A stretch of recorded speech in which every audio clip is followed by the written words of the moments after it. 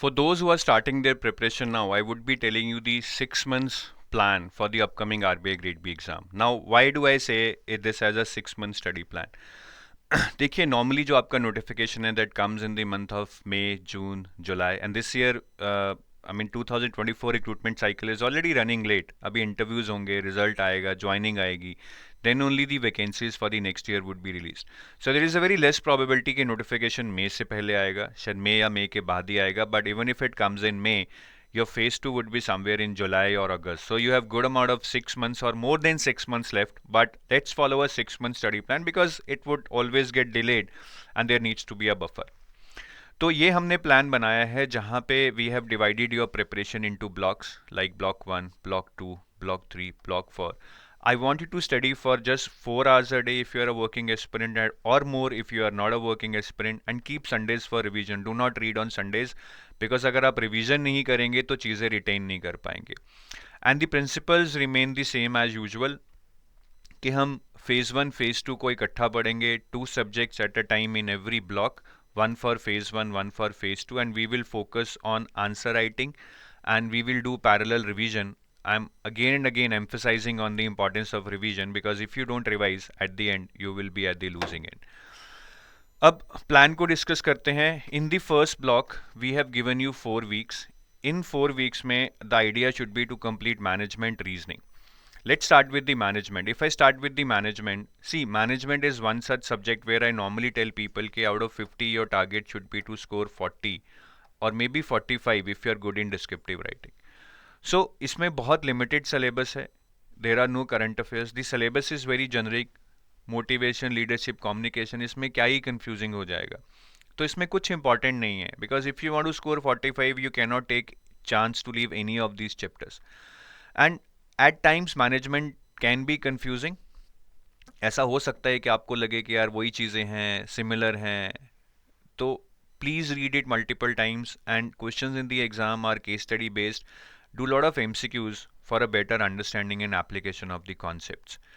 Exam में 1 marker questions आते हैं which are very straightforward. 2 marker में there would be paragraph case study based questions which are lengthier now from the past, so you need to learn time management. And now a new category of questions such as RC based questions have been introduced. इसमें क्या हो रहा है कि आपको directly passage में से ही answer मिल जाता है. For example there was a question in your exam that ये पैसेज में कौन सी थ्योरी को रेफर किया जा रहा है. आंसर था Vygotsky theory and Vygotsky theory is very directly mentioned here in the passage itself. So this is a new edition. घबराना नहीं है, but ऐसे questions practice कर लीजिए, you will be good to go. और मैनेजमेंट डिस्क्रिप्टिव में बहुत simple questions आते हैं, very straightforward. They are kind of directly match to the syllabus tags. For example what is corporate governance, ये बिल्कुल direct question है आपके syllabus tag से. आइडेंटिफाई बैरियर्स टू इम्पर्सनल और इंटरपर्सनल कम्युनिकेशन, डायरेक्ट क्वेश्चन है आपके syllabus tag से.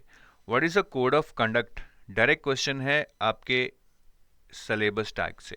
So management is very easy in terms of descriptive. Moreover, if I want it, I tell you one more thing. आपके exam में 6 question आते हैं, आपको 4 करने होते हैं. 6 में से 3 फाइनेंस के होते हैं, 3 मैनेजमेंट के होते हैं. Now while attempting these 4 questions, normally लोग मैनेजमेंट के 3 क्वेश्चन करते हैं और यहाँ से फाइनेंस का सिर्फ 1 क्वेश्चन करते हैं. सो मैनेजमेंट इज स्कोरिंग ईजी. तो आप इसको बिल्कुल भी इग्नोर मत कीजिए, अच्छे से कीजिए. इसमें अगर अच्छे मार्क्स आ गए तो overall FM paper would be good. और बहुत सारे लोग ये भी क्वेश्चन पूछते हैं, shall I be sticking to the syllabus. देखिए आपके सिलेबस में ना बहुत सारी थ्योरीज दी हुई हैं, जैसे मोटिवेशन में ये थ्योरीज हैं. अब काफ़ी लोग बोलते हैं कि सर हम यही थ्योरीज कर जाएं जो ये लिखी हैं. देखिए if you have less time you can obviously focus on these theories because these would be on higher priority. But if you are starting now, you have a lot of time. The syllabus in these competitive exams is normally just indicative, it's not exhaustive. So I would strongly recommend, if you have time, read all other theories which are given in standard books or the courses which you are following, so that you are not at the receiving end. 2-3 question इधर उधर से आ गए और आपको लगा कि यार ये पढ़े होते तो हो जाते. You will regret throughout your life. और ये बुक्स है मैनेजमेंट की, principles and practices of management by L M. Prasad, ठीक है. Organisational behaviour by L M. Prasad, ethics and corporate governance by B N. Ghosh. तीनों बुक्स पढ़नी है, सेलेक्टिवली पढ़नी है, आपके सिलेबस से मैप कर कर PYQs देकर, तभी इन पे आपका होल्ड आएगा। Now coming to reasoning. Reasoning में ये प्रायोरिटी टॉपिक्स हैं हमारे, ये आफ्टर प्रायोरिटी, मतलब ये P2 है, बट ये P2 ज़रूर है, बट रीजनिंग में आउट ऑफ 35 to 30 क्वेश्चंस आपके पजल्स और सिटिंग अरेंजमेंट पे आएंगे, but then also I am putting it as a P2 because puzzles are risky. I've seen a lot of people who solely rely on puzzles. They start with puzzles, but after they pick up the first puzzle, if they are not able to solve it within 10 to 15 minutes, they panic. So मेरा यही मानना है कि ये P1 topics को पहले पढ़ो अच्छे से, फिर P2 को पढ़ो। एग्जाम में पहले P1 के क्वेश्चन उठाओ, फिर P2 के उठाओ, ठीक है। और रीजनिंग में 20 से 25 का स्कोर अच्छा है, unless and until the exam is very easy, I would से। और रीजनिंग में पढ़कर कुछ नहीं होने वाला है, सिर्फ सेक्शनल टेस्ट दो, because only through sectional test you will learn how to manage time, anxiety, picking up the right set of questions. Exam को क्लियर करने के लिए नॉलेज से ज़्यादा इंपॉर्टेंट है कि राइट क्वेश्चंस को कैसे पिक करना है, which you will learn through sectional test. और चैप्टर वाइज बहुत सारे, at least solve 250 questions for every chapter that you do of different level, right, and different type, ठीक है। इसको जरूर करना है, तभी रीजनिंग पे होल्ड आएगा। And this is a good book for reasoning, verbal and non verbal reasoning by RS Agarwal. ये बुक काफ़ी एग्जाम्स के लिए कॉमन है, so you would have to filter out the topics which are asked in RBI, और उसके लिए RBI के PYQ ज़रूर देखिए, हमारी वेबसाइट पे फ्रीली अवेलेबल है। मैनेजमेंट आंसर राइटिंग बहुत ज़रूरी है, मैं पहले ही बोल चुका हूँ, और लास्ट में करोगे तो कुछ नहीं होगा। Normally people keep on reading the theories. My take is start writing one answer per day and start evaluating it using ChatGPT. This is the best way to incorporate this skill over a longer period of time. आखिरी moment पे करोगे तो नहीं होगा। दूसरे block पे आते हैं, इसमें हमने आपको 8 वीक्स दिए हैं। इसमें आपको फाइनेंस और क्वांट करना है, which is normally the toughest section of your entire preparation. Finance में करंट अफेयर्स काफ़ी आते हैं, so I would say scoring 35 to 40 out of 50 would be a good bet. Finance में जो पेपर आ रहा है, the trend is changing. Earlier it use to be static, but now I would say current has a higher weightage, ठीक है। Static का 50% नहीं बोलूँगा, 45% ही है, करंट का 55% हो गया है। फाइनेंस को अगर मैं ऑब्जेक्टिव और डिस्क्रिप्टिव में बांटूँ, सो 25 marks for objective and 25 marks for descriptive. In the objective portion you will get around 12 marks for static and current, और descriptive में current का weightage थोड़ा ज़्यादा है।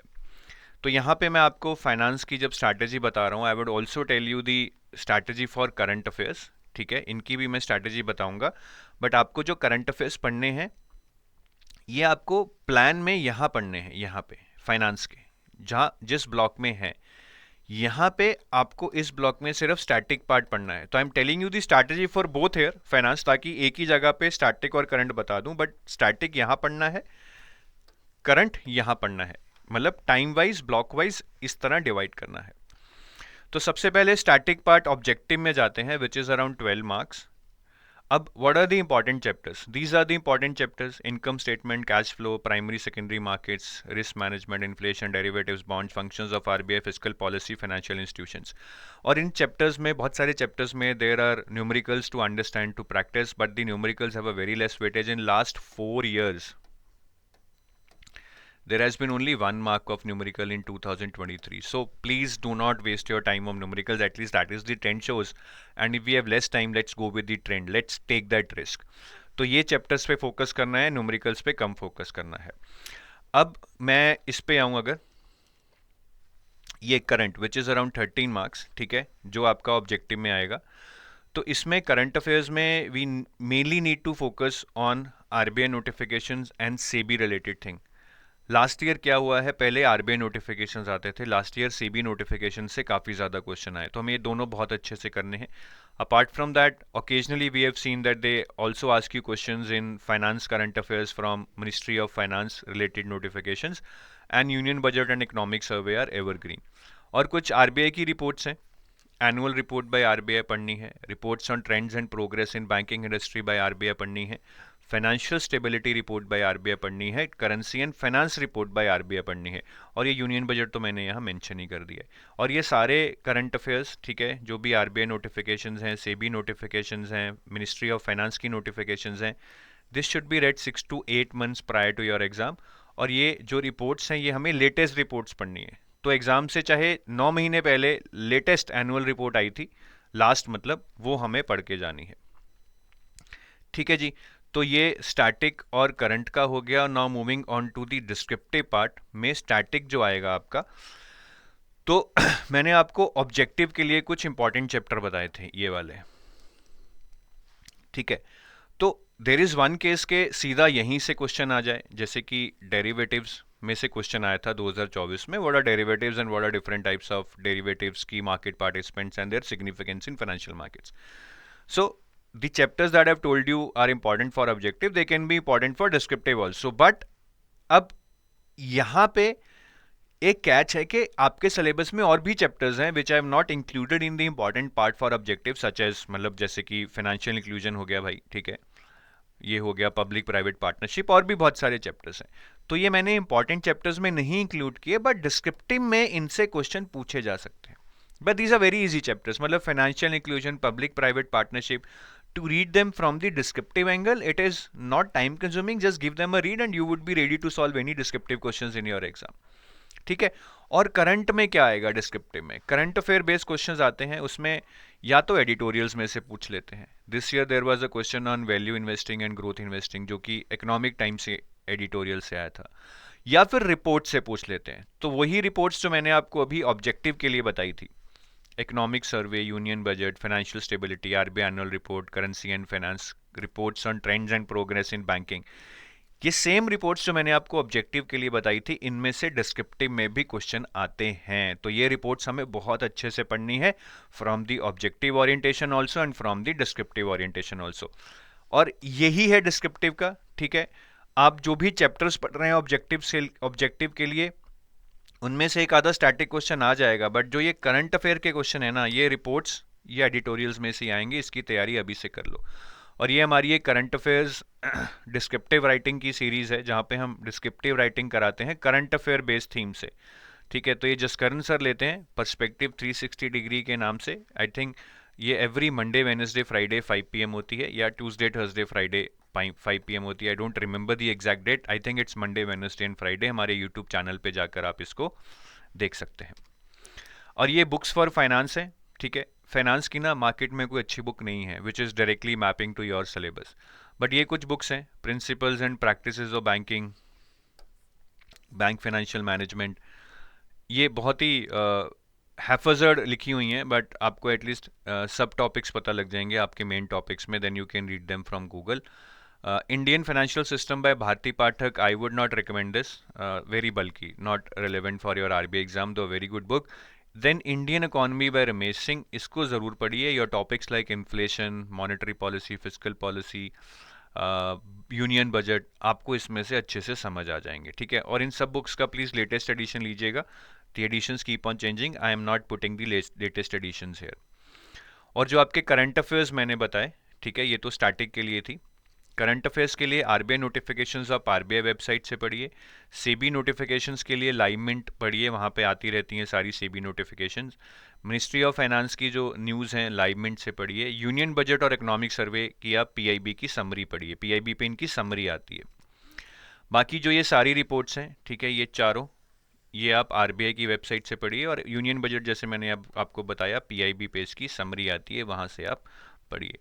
सो next let us move on to the quant. Quant में again देखिए, ये आपके प्राइमरी टॉपिक्स होने चाहिए। A target score of 8 to 10 is safe to clear the cut off. और एग्जाम में ना 30 क्वेश्चन आते हैं, आप सारे कर भी नहीं पाओगे, because you don't have time, you just have 25 minutes. Questions are lengthy, complex, you can solve maximum 10 to 12 questions.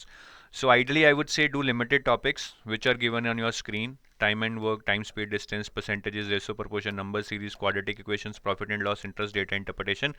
DI से काफ़ी 10 से 15 क्वेश्चन आते हैं। ठीक है। तो ये वाले टॉपिक्स आप कर लीजिए, बट इनको जब भी आप करें, इनसे बहुत सारे क्वेश्चंस प्रैक्टिस करें। On each topic practice at least 250 questions and solve lot of sectional test. Like I told you in reasoning, it's not about knowledge, it's also about picking the right questions and solving them in right amount of time, managing your anxiety. तो ये sectional test होगा। काफ़ी लोग पढ़ते रहते हैं, sectional test नहीं देते हैं, वो एग्जाम में तोते उड़ने वाले हैं उनके। और ये क्वांट की सबसे अच्छी बुक है, quantitative aptitude by Arun Sharma, ठीक है। ये कैट के लिए है but this is very much relevant for RBI grade B also. बाकी फाइनेंस की आंसर राइटिंग, जैसा मैंने मैनेजमेंट में बोला, keep writing one answer per day, and if you get time during this block, try to revise management on Sundays और maybe half an hour per day, but time नहीं मिलेगा I know, so try to revise management on Sundays which you would have read in the previous block, ठीक है। Next is block 3, ठीक है। इसमें we have one around 4 weeks, again 4 weeks here. हमें इसमें ESI और करंट अफेयर्स शुरू करने हैं, ठीक है, because we would almost be in the mid of March, we cannot delay current affairs any further. So let's start with the ESI first. ESI is a very difficult paper normally. People scoring 50 are also getting selected if they have good marks in FM and English. तो यहाँ पे 60 और 65 is a very good score but it is very difficult to score. अगर आप ESI को overall pattern देखेंगे, static has a very less weightage, सिर्फ around 20 + 5 25 marks out of 100 is static and rest 75 is current. So exam is very much focused और oriented towards the current affairs. तो let's start, ठीक है। Objective में 50, descriptive में 50। Objective में 50 में से static is around 5 marks and maybe sometime 0 also. 5 marks में I am telling you on the higher side, and current is 45 marks. Descriptive में static is 20 marks and current is 30 marks. तो let's start with the objective part. Static ये 5 number का भी आ सकता है, 0 number का भी आ सकता है, बट आप ये कुछ बेसिक टॉपिक्स पढ़ लेना। Inflation, balance of payment, monetary policy, fiscal policy, measurement of growth, sustainable development and environmental issues, and international economic institutions. Even if the weightage is 0 of the static, you still need to read these chapters because ultimately you would be able to understand current affairs only if you have basic understanding of economics. And the knowledge of these topics is very important for the interview part also, because subjects like inflation, monetary, fiscal policy, growth, these are very much part of your interview discussion. तो इसको बहुत अच्छे से करना है, ठीक है। क्या बाकी सारे चैप्टर्स छोड़ दें, सिर्फ यही चैप्टर्स करें? तो उसके लिए मैं इस पे भी जाना चाहूँगा, जो आपका ये डिस्क्रिप्टिव पार्ट है जो 20 नंबर का आता है, ठीक है। तो यहाँ पे शायद 0 नंबर का आ जाए, लेकिन डिस्क्रिप्टिव में 20 नंबर का आएगा। तो can I leave all other chapters, उसके लिए हमें डिस्क्रिप्टिव देखना पड़ेगा।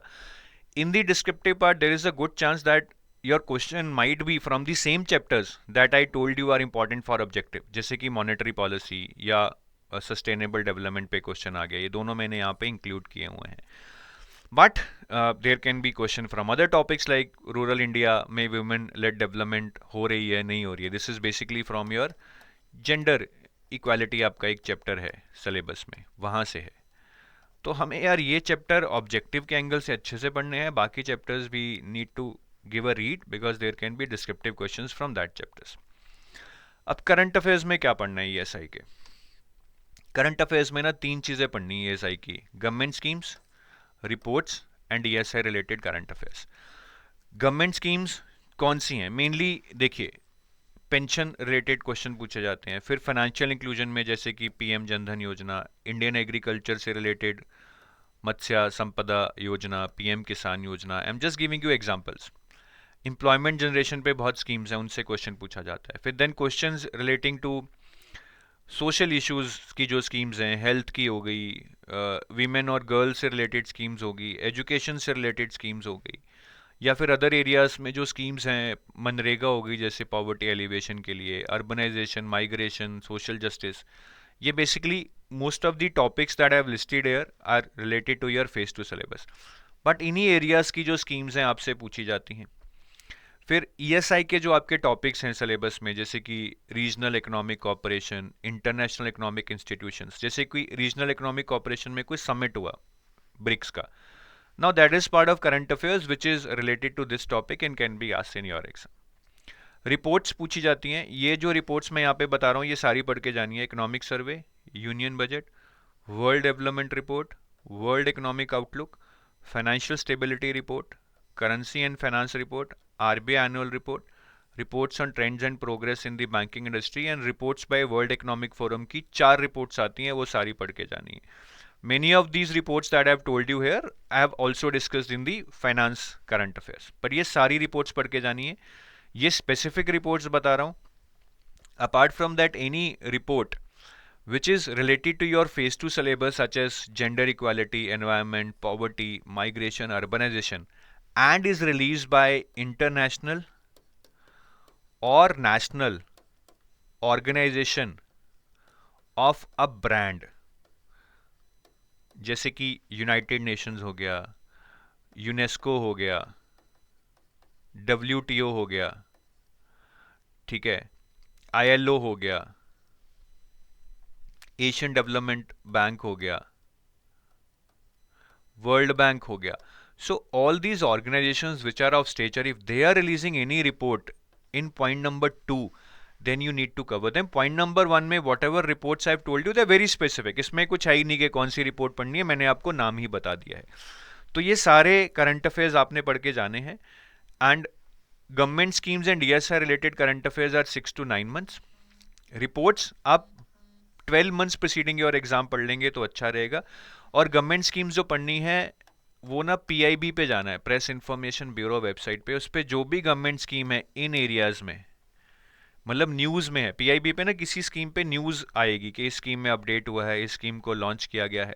तो जो भी स्कीम PIB के आर्टिकल्स में न्यूज़ में है और इस एरिया से रिलेटेड है, वो आपने अच्छे से पढ़ लेनी है एग्ज़ाम से 6 से 9 महीने पहले. और यहाँ पे मैंने आपको बता ही दिया है कि रिपोर्ट्स आपको ब्रांडेड ऑर्गेनाइजेशंस की पढ़नी है, रैंडम ऑर्गेनाइजेशंस की नहीं पढ़नी है. ठीक है. अब डिस्क्रिप्टिव की बात करते हैं. स्टैटिक में हम बात कर ही चुके हैं पहले, ठीक है, जो मैंने आपको बताया था. और करंट की बात करें अगर डिस्क्रिप्टिव में, तो एक तो इसमें वही रिपोर्ट्स जो मैंने आपको ऑब्जेक्टिव के लिए बताई थी, ये सारी, इनमें से डायरेक्ट क्वेश्चन आते हैं. मैं आपको दिखाता हूँ. जैसे इंडिया एम्प्लॉयमेंट रिपोर्ट से क्वेश्चन आया है. अब इंडिया एम्प्लॉयमेंट रिपोर्ट आपके फेज 2 सिलेबस की रिपोर्ट से रिलेटेड है, ठीक है, क्योंकि फेज 2 में आपके एम्प्लॉयमेंट टॉपिक है. फिर ये इकोनॉमिक सर्वे से डायरेक्ट क्वेश्चन आया हुआ है. ये इकोनॉमिक सर्वे मैंने यहाँ पे लिखा हुआ है. तो फाइनेंस में भी और ESI में भी जो रिपोर्ट्स मैं बता रहा हूँ और एडिटोरियल्स, ये दोनों बहुत इंपॉर्टेंट है too good in the descriptive part. और ESI स्टैटिक के लिए दो मैं बुक्स बता रहा हूँ, please do not read them end to end. Indian economy by Ramesh Singh and social problems in India by Ram Ahuja. These are good books पर need to be read at a very high level just to have a basic understanding, because यहाँ से paper नहीं आएगा. और current affairs के लिए, government schemes के लिए मैंने बताया PIB, ठीक है. ESI रिलेटेड करंट अफेयर्स के लिए हिंदू. रिपोर्ट्स का जो सेकंड पॉइंट है उसके लिए हिंदू, और जो फर्स्ट पॉइंट है उसके लिए respective reports, because I have directly told you the names. ठीक है. बाकी अब करंट अफेयर्स भी शुरू करने हैं 1 Feb till 15 March. तो करंट अफेयर्स मैंने फाइनेंस और ESI के तो आपको समझा दिए हैं while doing their respective discussions. अब फेज 1 GA में कैसे करंट अफेयर्स आएंगे. तो GA में सबसे पहले तो वेटेज समझ लो.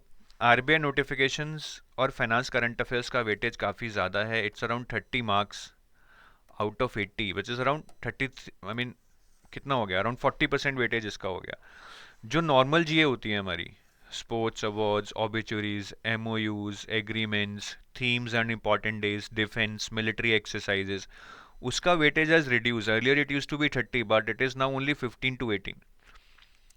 ठीक है. तो बैंकिंग एग्जाम में ना ये ज़्यादा पूछी जाती है. तो बैंकिंग एग्जाम वाले सोर्सेज नहीं चलेंगे, बिकॉज यहाँ पे RBI notifications, finance current affairs, schemes, reports, ये ज़्यादा पूछे जाएंगे जो उन सोर्सेज में नहीं होते हैं. ठीक है. तो स्कीम्स, रिपोर्ट्स की अच्छी खासी वेटेज है. RBI नोटिफिकेशंस और finance current affairs total 30 marks के आएंगे. ESI करंट अफेयर्स भी 8 to 10 मार्क्स के आएंगे. ठीक है. ESI करंट अफेयर्स मीन्स जो करंट अफेयर्स आपके ESI के टॉपिक से रिलेटेड हैं, जैसे कि रीजनल इकोनॉमिक कॉपरेशन हो गया, लाइक दैट. और फिर कुछ स्टैटिक नॉलेज पे क्वेश्चन पूछे जाते हैं which is related to your phase 2 syllabus, जैसे कि डेरिवेटिव्स पे, बॉन्ड्स पे, इन्फ्लेशन पे. तो अगर आपने फेज 2 का सिलेबस कर लिया है, ये 5 से 7 नंबर की तैयारी आपकी अपने पाप हो जाएगी. तो ये वेटेज है. मेन चीज़ मैं ये बताना चाह रहा हूँ कि बैंकिंग वाली प्रिपरेशन यहाँ काम नहीं आएगी. You need to study separately for RBI grade B current affairs. और 3 से 5 महीने के करंट अफेयर्स करने हैं. ठीक है. क्योंकि आप इमीडिएटली प्रीसीडिंग 3 months, ये 2024 का डेटा है, around 55 questions out of 80 are from the immediately preceding 3 months, और around 65 plus are from the immediately preceding 5 months. बाकी मंथ से आए हैं, but it is not a good value for your effort, क्योंकि इतना आप पढ़ ही नहीं पाओगे. और सोर्सेज की बात करूं तो स्कीम्स पीआईबी वेबसाइट से पढ़ो। रिपोर्ट्स के लिए अगर तो union budget economic survey types हैं, गवर्नमेंट की रिपोर्ट्स हैं, तो PIB website, otherwise Hindu newspaper. RBI notifications RBI website से पढ़नी है। Finance current affairs live mint और बिजनेस स्टैंडर्ड से पढ़ने हैं। ESI current affairs Hindu newspaper और पीआईबी वेबसाइट। जो बाकी नॉर्मल करंट अफेयर्स होते हैं, awards, obituaries, MOUs, defence and all, Hindu newspaper. और ये स्टैटिक वाला पोर्शन आपका फेज 2 सिलेबस से ही हो जाएगा। So these are the sources, mainly PIB, Hindu, Livemint and RBI website. ये 4 चीजें पढ़नी है। Repeat, PIB, Hindu, RBI website and Livemint. ठीक है। और ये देखो पीआईबी और आरबीआई वेबसाइट से कितने ज़्यादा क्वेश्चंस आए हैं, अराउंड 40 क्वेश्चंस, तो इनको बहुत अच्छे से पढ़ लेना। और ये हमारी सीरीज़ भी है। फाइनेंस करंट अफेयर्स के लिए कृतिका मैम की सीरीज़ है, फाइनेंस 360 डिग्री। आप इसको देख सकते हैं हमारे यूट्यूब चैनल पे, 3 लेक्चर्स पर वीक होते हैं। फिर जीए और ईएसआई करंट अफेयर्स के लिए हमारी ये सीरीज़ है सीटी 360 डिग्री। ठीक है, ये भी हफ्ते में 3 दिन होती है। एंड गवर्नमेंट स्कीम्स के लिए हमारी सीरीज़ है, ये भी हफ्ते में 3 दिन होती है। तो आप ये तीनों सीरीज़ हमारे यूट्यूब पे देख सकते हैं। It will give you a good idea. और ईएसआई आंसर राइटिंग में क्या करना है, वही प्रैक्टिस कीजिए, एडिटोरियल्स पढ़िए, रिपोर्ट्स पढ़िए and keep writing your answers. This is a long process which will come with time. और फाइनेंस को रिवाइज करिए अगर हो सकता है। बाकी देन अप्रैल में हमने अगेन 4 वीक्स दिए हैं। ठीक है, इस ब्लॉक में 4 वीक्स, जो प्रीवियस ब्लॉक्स था उनमें 4 वीक्स में हमें सिर्फ 45 डेज के करंट अफेयर्स पढ़ने हैं। नेक्स्ट 45 डेज के हम यहाँ पढ़ेंगे। So by 15th of May your current affairs till 30th of April would be done. ठीक है। अब इन करंट अफेयर्स पढ़ने का तरीका सिमिलर है, what I told you here, there is nothing different. Descriptive English को कैसे करना है भैया, इसके लिए learn the basic rules of essay, précis and comprehension. There are a lot of videos on internet, उसको अच्छे से सुनो, watch them 10 to 12 times and then practice it. How to practice it? Start reading editorials in Hindu alignment, maybe alternate days in Hindu alignment. Then type editorials in your own words by framing a essay topic out of that or writing a précis out of that. And evaluate your answers by going to the website grammarly.com. By doing this, you will get a lot of benefits. Your errors will be highlighted which you can improve, such as grammatical errors, spelling errors, punctuation errors. Your typing speed will improve, your structuring will improve, because when you read editorials you learn to write in a structured manner and your content will become very enriched. ठीक है, इससे आपको बहुत फ़ायदा होगा। जो आप content यहाँ पे पढ़ेंगे वो इंग्लिश में नहीं बल्कि ईएसआई में भी यूज़ होगा, फाइनेंस के आंसर राइटिंग में भी यूज़ होगा। और इस ब्लॉक में if you get time, revise QRE and give sectional test अगर आपने पहले नहीं दिए, and keep writing 1 answer per day. मैं बार बार रिवीजन और आंसर राइटिंग पे फोकस कर रहा हूँ because these are the weekends. ठीक है। और जब नोटिफिकेशन आ गई से 25 मई को, 15 जून को, वन एवर दी नोटिफिकेशन कम्स, तो इसके और नोटिफिकेशन के बीच का टाइम एक बफर टाइम है। और नोटिफिकेशन आने के बाद please start reading the new current affairs from notification till your exam day. बहुत सारे मॉक टेस्ट दीजिए, at least give 10 to 20 mock test and revise your QRE by solving lot of problems and current affairs by reading it again and again and solving lot of MCQs. तो ये एक overall plan है। And if you are new to RBI, you can download this guidebook, which is entirely free. The link to download this guidebook is given in the description of this video. इसमें आपको 3 बहुत important चीज़ें मिलने वाली हैं। Access to previous year papers solved phase 1 phase 2 for last 3 to 4 years, access to complete book list and access to decoded syllabus. जो notification में syllabus है ना वो आधा अधूरा है, उसको कंप्लीटली डिकोड कर कर इस गाइड बुक में दिया गया है, which will help you understand the importance of this guide book. ठीक है, तो I take your leave, thank you, have a nice day, bye bye.